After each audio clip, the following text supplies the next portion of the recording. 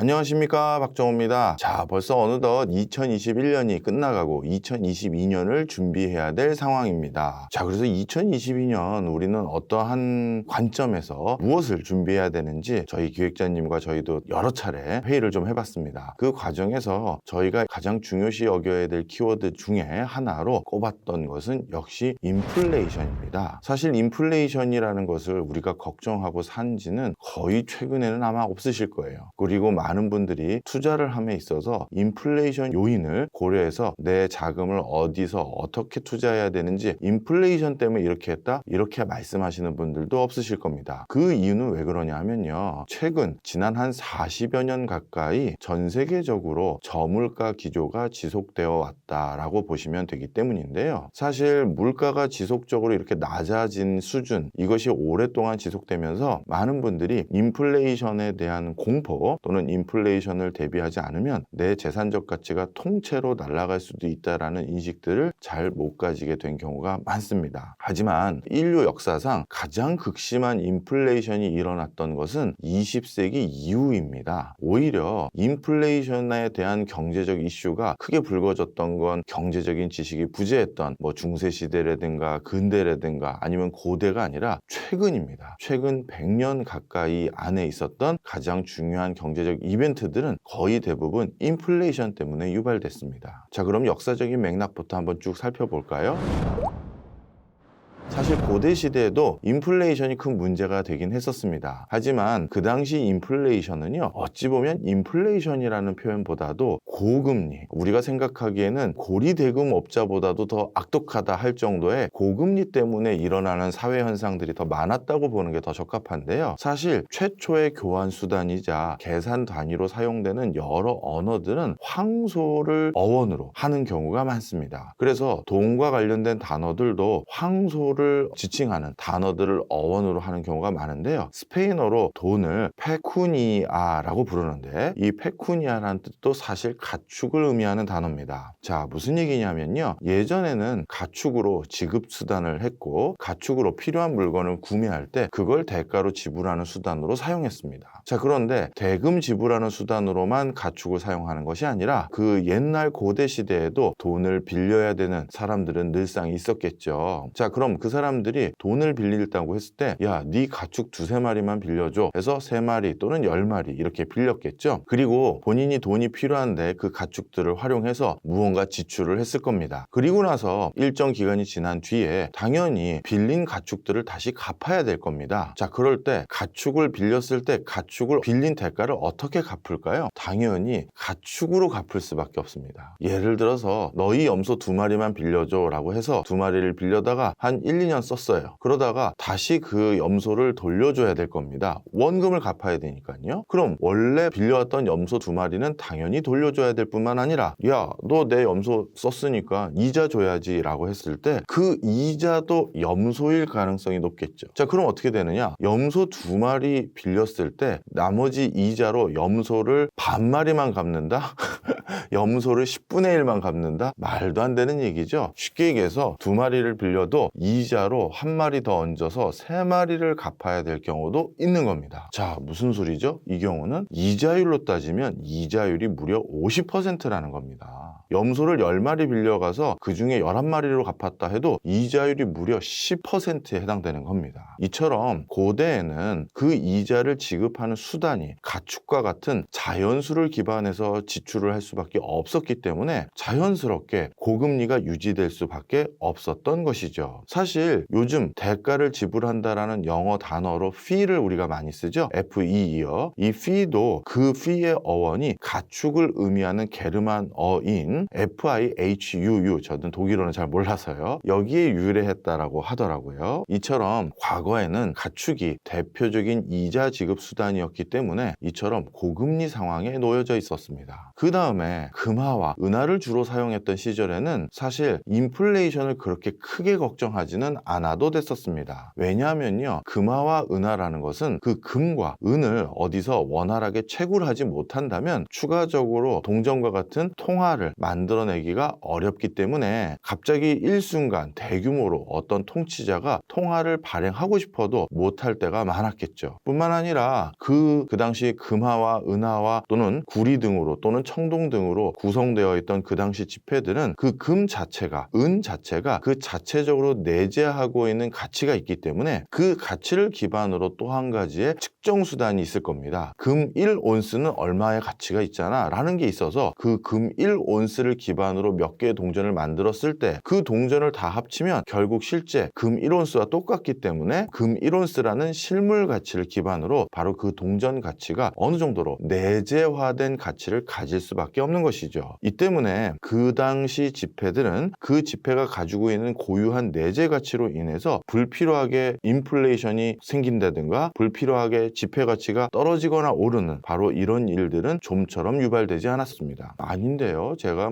역사책을 보니까 예전에 금화, 은화를 사용했던 그 시절에도 인플레이션이 대거 유발했다라는 기록을 제가 분명 본 적이 있습니다. 이렇게 얘기하시는 분들 분명 계실 겁니다. 자, 맞습니다. 그 당시에도 인플레이션이 유발됐던 이유들이 있었는데요. 가장 대표적인 이유가 뭐냐 하면 바로 신대륙의 발견 때문입니다. 쉽게 설명드리면요, 그 당시에는 이렇게 실물 가치를 기반으로 통화 가치가 내재되어 있는데 갑자기 신대륙이 발견되면서 신대륙에서 어마어마한 금과 은이 채굴되기 시작합니다. 바로 그때 신대륙에서 채굴됐던 금과 은을 바탕으로 동전의 가치가 당연히 상승할 수밖에 없는 상황이 놓여진 것이죠. 바로 그로 인해서 신대륙에서 대거 유입됐던 금, 은으로 새로운 통화를 만들었기 때문에 그것으로 인해서 인플레이션이 유발됐다라는 기록들은 남아 있습니다. 이처럼 인플레이션이 그 당시에 일어나지 못했던 가장 큰 이유는 바로 금과 음을 무한정 어디서 조달받을 수 없었기 때문이다라고 보시면 좋을 거고요. 그런데 신대륙이 발견돼서 이렇게 대규모 금과 은이 유입되는 순간 그것으로 인해서 인플레이션이 유발됐다. 그 당시 통치자들은 인플레이션에 대한 명확한 개념은 없었고요. 그냥 국부론이라고 하죠. 중상주의라고 해야 되나요? 국가가 얼마나 많은 귀금속을 가지고 있느냐가 그 나라의 국가의 부를 결정한다라는 생각 때문에 대량의 금과 은이 국내로 유입되는 것만을 선호했던 시절이기 때문에 그런 과정에서 문제가 생겼던 것이다.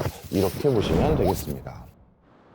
자, 그 다음 내용 한번 살펴보도록 하겠습니다. 17세기부터 이제 본격적으로 지폐를 활용하기 시작하게 됩니다. 스웨덴이 지폐의 초기 도입 국가 중에 하나고요. 물론 중국에서는 그 훨씬 이전부터 종이에 실질적인 어떤 경제적 가치를 증빙하는 내용을 표시하고 그 종이만으로 유통을 해서 경제 활동을 수행했던 적은 그 이전에도 있긴 있었습니다. 그런데 오늘날 우리가 통상적으로 생각하는 지폐의 개념과 동일한 개념을 가장 먼저 열었던 것은 17세기부터 등장한 유럽의 많은 국가들이라고 할 수 있는데요. 자, 그런데 바로 우리 인류가 인플레이션을 본격적으로 고민하기 시작한 것은 바로 이 지폐의 등장 때문입니다. 좀 전에 말씀드렸던 금화, 은화, 동화 등은 사실 그 자체적으로 내재 가치를 가지고 있기 때문에 거품이라는 게 크게 일어날 수가 없고 또 크게 그 가치들이 떨어지는 것도 막을 수가 있었습니다. 하지만 지폐는 다르죠. 그 지폐가 사실 온전하게 경제적인 가치를 우리가 인정받아서 유통되고 저장될 수 있으려면 지폐는 약속, 평판, 희망 이런 것이 지폐의 유일한 가치를 지킬 수 있는 근거입니다. 예를 들어서요, 한 국가의 중앙은행이 이렇게 인증받아서 지폐를 딱 찍어서 이거는 5만 원권, 이거는 1만 원권 하면 우린 나름대로 그 지폐가 어느 정도 가치를 담보하고 있겠구나 라고 생각하고 쓰지 않습니까? 예, 우리나라 같은 경우는 그렇게 잘 쓰고 있습니다. 하지만 베네수엘라라든가 짐바브웨와 같이 하이퍼 인플레이션을 경험했던 그 나라의 국민들은요, 그 나라 중앙은행이 아무리 공신력 있는 중앙은행권이라는 인쇄를 하고 금액을 표시해서 화폐를 유통했다 하더라도 그 나라 화폐 자체에 대한 믿음, 평판, 신뢰, 약속이 완벽히 깨졌기 때문에 그 나라 화폐를 인정하지 않는 경우들이 많습니다. 자, 그러면 결국 지폐라는 것은 뭐에 불과할까요? 종이에 불과하고요. 그 종이 위에 숫자와 그 나라를 상징하는 여러 가지 문양 현상들이 섞여서 인쇄된 종이에 불과합니다. 따라서 이 종이가 어느 정도 기간 동안에는 많은 사람들이 금만큼 중요한 것으로 아주 귀하게 여길 수도 있지만 어떤 이 지폐의 신뢰와 믿음이 깨져버리면 그야말로 한낱 종이에 불과해지는 현상들이 생기기 시작합니다. 자, 그래서요, 많은 국가들은요, 이 지폐의 가치를 지키기 위해서 여러 가지 노력을 해왔습니다만 사실 이 지폐의 가치를 지키기 위한 여러 노력들은 일순간 깨져서 정말 하이퍼 인플레이션으로 치달은 경우가 많습니다. 자, 그런데 제가 크게 우려하는 바는 바로 내년 2022년에 많은 국가에서 하이퍼 인플레이션에 준하는 또는 적지 않은 고공 인플레이션이 전개될 것으로 보여지고요. 뿐만 아니라 우리나라를 포함해서 OECD의 상당 국가들도 지난 3, 40년 동안 누려왔던 저물가 기조의 프리미엄을 이제는 끝내야 되는 시점이 아닌가, 당분간은요. 그런 걱정들을 하게 되는 시점입니다. 좀 설명을 드리겠습니다. 지난 20세기 들어서 모든 하이퍼 인플레이션, 이거부터 먼저 설명을 드려봐야 되겠네요. 하이퍼 인플레이션은 그냥 인플레이션과 어떻게 다릅니까? 물론 이것도 정의하는 학자마다 조금의 차이는 있습니다. 하지만 통상적으로 학계에서 하이퍼 인플레이션이라고 부르는 것은 한 달에 물가 상승률이 50% 이상이 됐을 때 하이퍼 인플레이션이라고 부릅니다. 쉽게 말해서 제가 지금 사용하고 있는 이 컴퓨터가 100만 원이었다면 한 달 뒤에는 150만 원, 다시 또 한 달 뒤에는 150만 원에 다시 75만 원이 더해진 225만 원, 이런 식으로 증가하게 된다는 것이죠. 자, 그럼 두 달 만에 이 노트북 가격이 어떻게 됐나요? 2배 이상 뛴 게 됩니다. 자, 그럼 225만 원 됐던 이 노트북을 다시 그 다음 달에 또 증가하게 되면 312만 5천 원이 또 증가하니까 합치면 뭐 한 340만 원 돈 되겠네요. 그러니 불과 3달 만에 이 노트북 가격이 3배 이상으로 오르게 되는 것입니다. 쉽게 말해 매달 어찌 보면 2배 가까이 물가가 올라가게 되는 현상이 생긴다는 것이죠. 하이퍼 인플레이션이 이처럼 무지막지하게 유발됐던 가장 큰 근저의 이유는 그 당시의 통치자 또는 그 당시의 국가 정부가 과도한 재정 지출이 필요해서, 아니면 과도한 재정 지출을 했던 것을 감당하기 위해 가장 달콤한 유혹이죠. 중앙은행에서 돈을 찍어다가 우리가 급한 불을 메꾸자, 이런 생각에 치달아서 결국 모든 국가들이 이렇게 하이퍼 인플레이션이 유발되게 됩니다. 자, 우리가 수의 단위 한번 생각해 보신 적 있을까요? 자, 수의 단위를 한번 보시면요, 100만, 1000만, 그 다음이 억이고요, 억 다음이 조고요, 조 다음이 경입니다. 그래서 요즘 글로벌리 몇십 경에 가까운 유동성이 공급됐다, 이런 얘기 들어보셨을 거예요. 자, 그런데 지난 20세기에 전 세계의 인플레이션 중에서 기네스북이 있다면 한 국가의 인플레이션이 1년 안에 가장 높은 인플레이션율을 보인 사례가 있습니다. 그 인플레이션이 얼마냐 하면요, 아까 말한 조 퍼센트 물가 상승률 아닙니다. 그거보다 높았고요.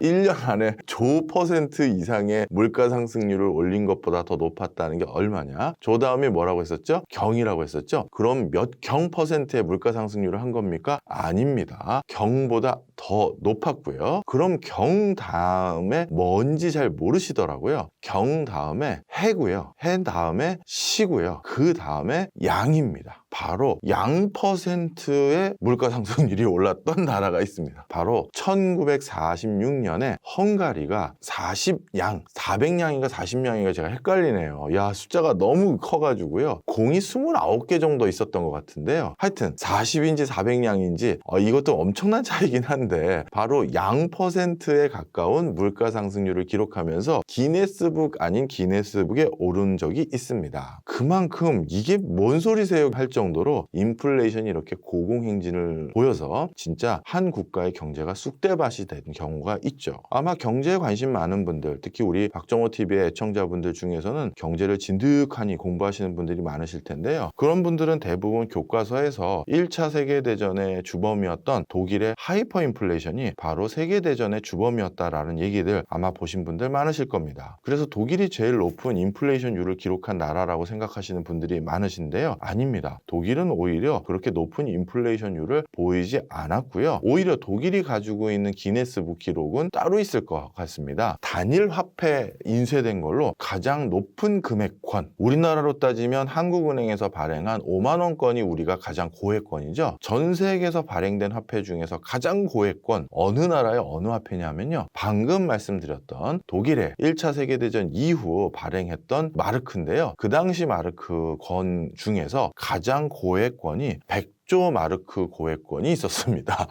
100조 마르크 고액권이면 그 당시 지폐를 제가 구글을 찾아봤는데 전 못 찾았는데요. 100조 마르크면은 그 인쇄에 공을 어떻게 인쇄했을까요? 그냥 10 곱하기 10의 몇 승 이렇게 표시했을까요? 하여튼 궁금해집니다. 자, 무슨 얘기를 해드리는 거냐? 바로 지폐를 사용하기 시작하면서 우리 인류들은 이렇게 달콤한 유혹, 종이에 인쇄를 해서 금과 준하는 내가 지불력을 가지고 싶다라는 통치자, 국가 권력들이 생기기 시작하면서 그런 국가와 통치자들이 대거 화폐를 남발했을 때 이런 처참한 인플레이션이 유발됐습니다. 자, 그런데 2022년 어떤 상황입니까? 많은 국가의 정부와 그 국가의 위정자들은 지금 과도한 재정 지출로 인해서 이것을 어떻게 벌충해야 될지 고민들이 많습니다. 원래 국민들에게 약속했던 복지도 있을 거지만 그것 플러스 알파로 복지뿐만 아니라 이제 갑자기 생긴 코로나19로 방역에 엄청난 돈을 또 써야 됐은 상황이고요. 방역뿐만 아니라 또 한 가지는 재난지원금과 같이 뭔가 사회적 피해를 본 계층들을 지원하기 위한 또 자금 지출을 해야 될 상황이었습니다. 거기다 플러스 이제 2022년부터는 본격적인 경기 부양을 위해서 또 자금 집행을 해야 될 상황인데요. 자, 그런데 갑자기 어디서 세수가 생길까요? 경제가 파탄나면 기업과 개인들이 소득이 줄어들게 되고 그렇게 줄어들었을 땐 원래 예정됐던 세수익보다도 더 적은 세수익이 생기게 될 가능성이 높은데요. 바로 이런 과정에서 적지 않은 국가들이 지금 추가적인 화폐 발행을 하지 않을까라는 우려들이 있습니다. 역사가 이렇게 증빙해 주는데 이렇게 바보 같은 일들이 또 반복될까요? 늘상 반복되어 왔습니다. 지난 2017년, 2018년, 2019년은 IMF에서 베네수엘라의 인플레이션이 기록된 것을 IMF에서 기록한 것을 기반으로 했을 땐 10만 % 가까운 물가 상승을 보였다라는 보고서가 있었습니다. 자, 이것은 공식적인 기록에 불과하고요. 실제 현장에서는 100만 % 이상의 물가 상승률을 보인 것으로 추정됩니다. 두 번의 화폐 개혁으로 공을 8개를 쥐었음에도 불구하고 그렇게 새로이 신권을 만들었는데 그거조차도 많은 사람들이 신뢰하지 않는 상황이기 때문이죠. 자, 이 때문에 많은 국가에서 아마 2022년 하이퍼 인플레이션까지는 아니더라도 적어도 5% 이상, 10% 이상의 물가 상승을 지속하게 보일 것으로 보여지는 나라들은 많다, 이렇게 보시면 되겠습니다. 현재 이러한 징후를 또 읽을 수 있는 대목 중에 하나는요, 적지 않은 국가들이 지금 이러한 물가 상승률을 예상했는지 해당 국가의 중앙은행들이 선도적으로 자국 화폐의 가치를 지키기 위해서 금리를 급격하게 올리고 있는 모습들이 보여지고 있는 상황입니다. 지난 10월 달에 국제결제은행에서 38개 국가의 중앙은행들의 금리 추이를 조사해서 발표했는데요. 지난 10월 달 발표 자료에 따르면 38개 국가의 중앙은행 중에서 13개 국가의 중앙은행이 금리를 인상하기 시작했고요. 그런 과정에서 특히 주목해 볼 국가 중에는 브라질 같은 경우는 금리를 무려 5단계나 올렸고요. 러시아 같은 경우도 금리를 무려 3단계씩 올렸습니다. 이것은 무엇이냐? 바로 인플레이션이 유발되기 시작하는 시기가 도래하면 결국 해당 국가들이 필요한 생필품이나 여러 국가 경제를 유지하기 위해 필요한 제품과 서비스를 국내뿐만 아니라 외국에서부터 사와야 되는데, 자, 외국에서 필요한 물품을 사올 때 반드시 필요한 통화가 달러입니다. 그런데 자국 화폐 가치가 급격히 떨어지면 달러를 조달하는데 어려움이 있겠죠. 따라서 자국 화폐 가치를 일정 수준 이상으로 유지하기 위한 방편으로 중앙은행들이 이렇게 급격하게 화폐 가치를 올리고 있는 상황입니다. 금리를 올려서요. 자, 이런 것들은 내년에 물가 상승이 정말 우려되는 수준이구나라는 사실을 반증하고 있다, 이렇게 보시면 되겠습니다.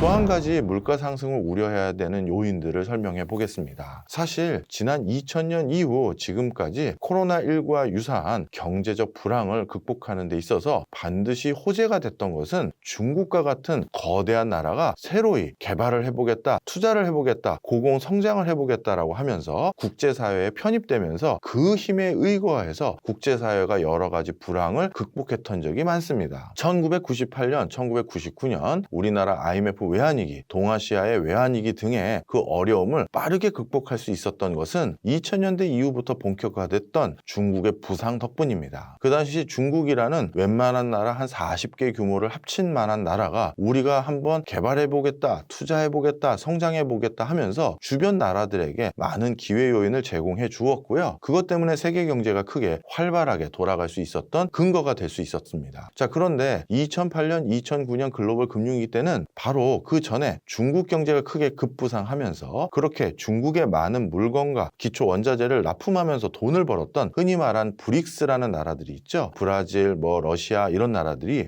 이제 우리도 중국 때문에 돈을 벌었는데 우리도 그러면 새로이 투자를 해보자 라는 이런 분위기가 조성될 수 있었고, 바로 그런 분위기들에 힘입어서 글로벌 금융위기도 빨리 탈출할 수가 있었습니다. 그리고 이런 중국이라는 나라가 그 사이에 값싼 저가의 노동력을 전 세계에 제공해줬고, 그뿐만 아니라 중국이라는 나라가 제조 공장 역할을 하면서 전 세계에 값싼 제품과 서비스를 공급해주는 미천이 됐기 때문에 지난 2000년대 이후부터 지금까지 어찌 보면 저물가 기조가 유지될 수 있었습니다. 이건 중국만의 이유 때문은 아닙니다. 냉전 이후 시행착오를 좀 겪다가 본격적으로 세계 경제 시장에 포함됐던 동유럽 국가들이 실질적으로 왕성하게 경제 활동을 시작한 원년이 90년대 후반부터입니다. 이런 동유럽 국가들이 한 3억 명 인구 정도 되고요. 그 동유럽 역시도 서유럽에 여러 값싼 인력을 제공하는 전초기지, 그리고 제조를 할 수 있는 전초기지 역할을 수행해 주면서 이런 동유럽과 중국의 부상으로 전 세계가 저물가 기조를 유지할 수 있었습니다. 자, 그럼 다시 2022년으로 돌아가 보시죠. 자, 내년도가 경제가 빠르게 다시 회복되기 위해서 과거 중국과 같은 그런 역할을 해줄 또 다른 나라가 보이십니까? 솔직히 저는 잘 안 보이더라고요.